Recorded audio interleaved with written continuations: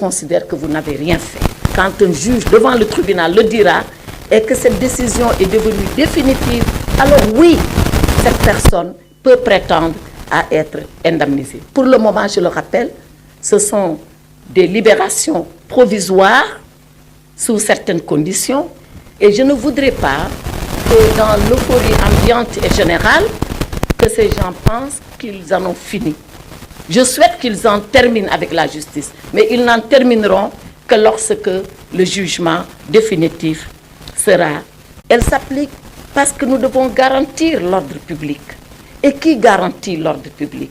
L'ordre public est garanti par l'État au travers de ses services. Ces services, c'est la justice, d'abord.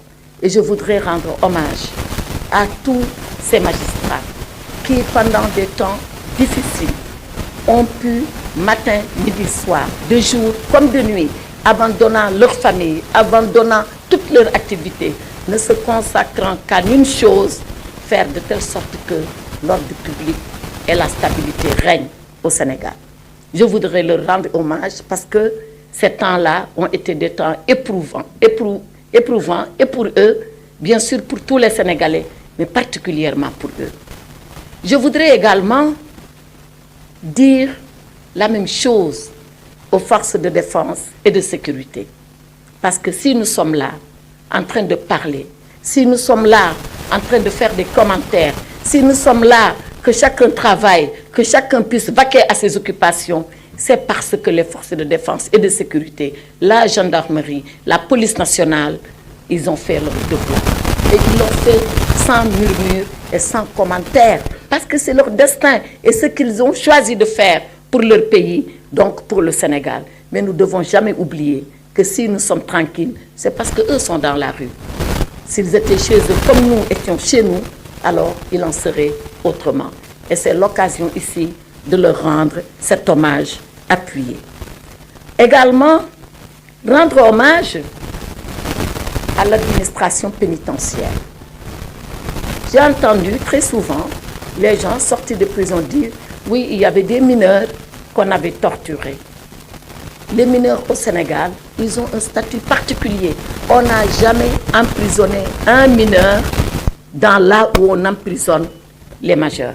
Ça n'existe pas. Les mineurs, ils sont ce qu'on appelle communément ici à Dakar, au Fort B. Et dans toutes les prisons, il en est ainsi. Les mineurs sont séparés des majeurs. Maintenant, quelqu'un dit oui, c'est un mineur parce qu'il a 19 ans. Mais 19 ans, c'est une majorité pénale. Hein? Qui est majeur au Sénégal? La majorité pénale, c'est 16 ans. La majorité électorale, vous le savez, c'est 18 ans. La majorité civile, c'était 21 ans jusqu'il y a quelques moments, et c'est revenu à 18 ans. Donc, les majorités s'apprécient au regard de l'acte qui a été posé ou de l'acte qu'on veut engager. Il n'y a pas une majorité pour tout le monde. Donc, quelqu'un peut avoir 19 ans, et même s'il a 19 ans, il est majeur sur le plan pénal. On dit oui, ils ont été torturés. La torture, elle est punie au Sénégal.